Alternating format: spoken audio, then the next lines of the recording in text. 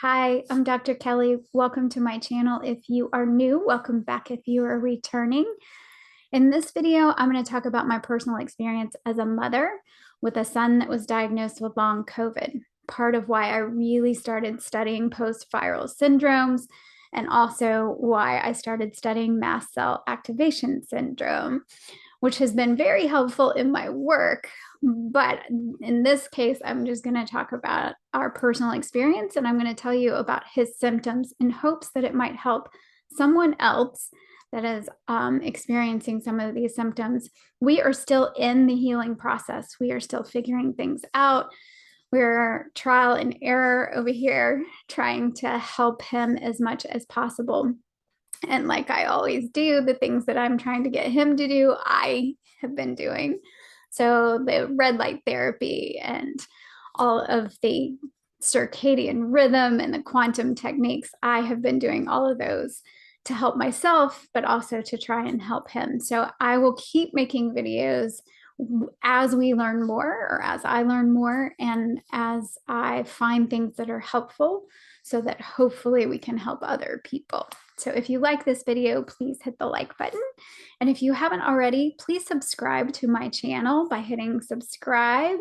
That is very helpful. Thanks so much. Be well. Hey, Dr. Kelly here. And I'm really here to talk about my personal experience with long COVID and MCAS, so mast cell activation syndrome, or possibly some post-viral syndrome besides long COVID. It's really kind of hard to decipher these days what's what. But it might be a little windy because I'm going to talk a little bit about how I first started understanding long COVID with some clients, and then my son was diagnosed with long COVID. And I did my own research and started digging deep to try and figure out how to help him. And in the process, discovered mast cell activation syndrome, which I had heard of MCAS. And a lot of people talk about MCAS in the allergy circles. So people with a lot of food allergies also talk about being diagnosed with MCAS. So I've heard about it, but I didn't really have any clients. I probably do have clients that have mast cell activation syndrome, but we just didn't know that. They're not diagnosed with that. So in the process of learning more about long COVID or long haulers COVID or whatever you want to call that, but people who are having post-viral issues after having had COVID, that's where I really started trying to understand, because I was having more and more people come to me with a new anxiety. So these are people, I have a lot of people that come that have had anxiety for as long as they can remember, but these were people who were having a new kind of anxiety that's not what they were used to. These are usually people that were pretty even keeled, didn't have a lot of anxiety, would have normal kinds of anxiety when they had something important to do, but nothing debilitating or anything like that. And after having had COVID, they were now having these like anxiety, even panic attacks. And it had a lot of them, it had this like flavor of kind of autoimmune flavor, but also a little bit of a doom, like some impending doom, which when we were first starting to see this, I was like, well, we were thinking it was very situational because we were all in the midst of lockdowns and our lives were completely changing and all of that sort of stuff. So I was working with people. So my background, my doctorate is in counseling, and I'm also a nutritional therapist. So I do mental health nutrition, a lot of the people who come to me, but I'm a nutritional therapist who also has a lot of experience in mental health, and that's clinical mental health is my background. So people who come to me are trying to figure out usually a mental health piece.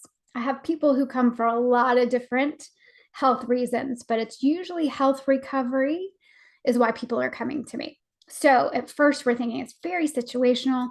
We were trying things like I do amino acid therapy, so using amino acid supplements to help people. And that was definitely helping. It takes the edge off, but it wasn't quite getting there. So long story short, I ended up creating a pro healing plan, and it's very individualized for each person, but there's a blueprint. So I've actually just finished an ebook. so that more people can hopefully get that. And if that's helpful, it's an animal-based way of eating. So if that's not okay with you, that's not going to be for you. But it's an animal-based way of eating. It incorporates really calming the system down, helping the gut heal, but it also has some quantum techniques, lifestyle stuff that's been really helpful for my clients. But then when my son got diagnosed with long COVID, it hit. I mean, and then it's in my house, right? It's hitting very up close, and trying to help him. He's 17, so that's he's 16 when he was diagnosed. So getting him to follow a pro healing plan was challenging. So it's just been really challenging. And I think what happens to him, so it was really the digestive stuff and the headaches, and it kept going back and forth. So lots of GI stuff and these really horrible headaches. And they're kind of, his stomach his digestive tract would be a little bit better, and then he'd get these horrible headaches. And then it was just, he was missing tons of school. It was really bad. Nobody could quite figure out how to help him. But then he started having these reactions that we thought were allergic reactions. So what he describes is kind of a shock in his system, kind of like a shock feeling. And then he gets really hot and sweaty. And then he gets the tingling in his mouth, hard to swallow, and super anxious. Now, is he anxious? Obviously, because he is severely allergic to peanuts. So he knows what that feels like. And so the anxiousness, yeah, of course, you're having that feeling. So one of the first times it happened while he was eating.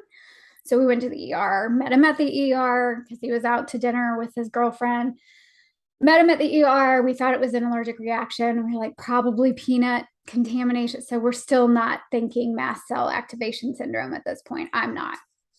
So then it continues, and it's happening more frequently and not always when he's eating.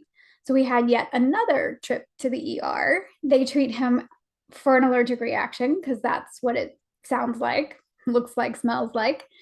So we go back to the allergist. We do all kinds of testing. We're trying to figure all this stuff out. And he doesn't have an IgE reaction.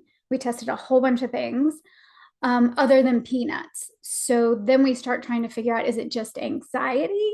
Is it the long COVID that's creating this? What's what? And I start researching mast cell activation syndrome.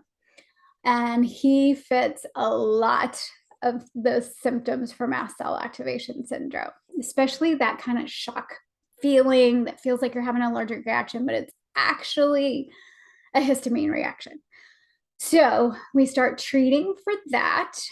And that is an over-the-counter antihistamine daily. That is Pepcid daily, which I don't like as a nutritional therapist. Of course, I was like, no, but it really seems to be helping. So whatever. I'm somebody that whatever helps. I will tell you a few things that I've learned. I am not an expert by any means. I am a mom that is concerned and a nutritional therapist that's trying to help clients. So I am learning, as like daily. I'm learning. I'm really digging in there. But the things that seem to be helpful are anything that can help the nervous system to calm down. So whatever practices maybe you already have that you could increase, like meditation, there are tons of things. NAET, you can look that up. That's been super helpful for some of my clients. Acupuncture, just taking really good care of themselves, utilizing the sun. You didn't think I was going to create a video without talking about the sunshine.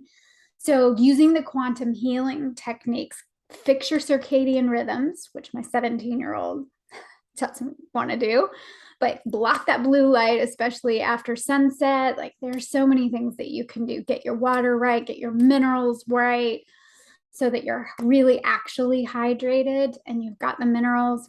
But then there are things that you can do too with medications, and I'm not opposed to doing all of that. Quercetin seems to be very helpful for people. That's a supplement that you can take. And what's been really interesting, okay, I said I was going to tell you the things that were helpful. One, it's hopeful. There are a lot of amazing people doing some great research. And so that is very exciting, because I think we're going to have more and more information, which is exciting. There are already resources out there that are pretty helpful. I was trying to think of some of them off the top of my head. I'll link them below, some of the things that I've found helpful, so you can check those out. So hopeful, there are treatments, and you can usually either pick a natural route or a medication route, or use a combination of both. I'm a combination. I'm going to use whatever helps kind of girl. I really like the natural stuff, of course, but I have found that often people do really well with medications, and so we use them. So working with your healthcare provider to help figure those kinds of things out. So also doing the things to really help the nervous system, very helpful. Anything that kind of calms the system down. And what else have I found help? Oh, so a pro-healing diet. So I actually ended up creating a pro-healing diet and have the blueprint for that.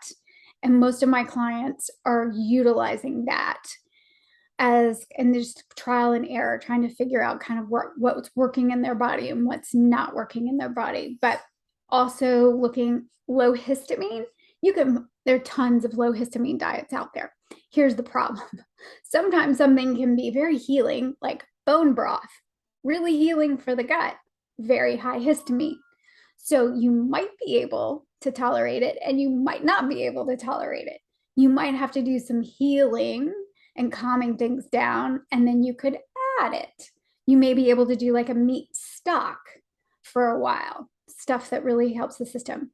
Also something that's supposed to be, pretty not a lot of histamine reactions, something pretty calming to the system could actually create a histamine reaction in you, like chicken or, some eggs. Eggs are actually something that a lot of people have trouble with eggs, actually, but it's the egg yolk is usually fine. So you could try the egg yolk. It's the egg whites that sometimes cause a lot of problems. Sometimes people can't do eggs at all. Totally get it. So I've also come to a place of really understanding that I just want people to eat what's safe for them, and what's safe might not necessarily be what I think is the healthiest as a nutritional therapist. So when I said to my son, after I think the second ER visit, I said, honey, you just have to eat what feels safe. And he's like, Mom, nothing feels safe. No food feels safe. So it can take some time to figure out, but I think you can do it. And there are a lot of resources, and I'll link them below, and I will keep doing videos as I learn more. I will share it because it's hard to be in it. And the anxiety is a piece of it. So anxiety actually comes with the territory. Anxiety comes with mast cell activation syndrome. Anxiety seems to be a piece of long COVID and other post-viral syndromes. So yeah, so you can work on that. There is a psychological component, but there's also this basis. So you've got to be working on all of it. Yeah, okay. Hope that's helpful. Happy healing.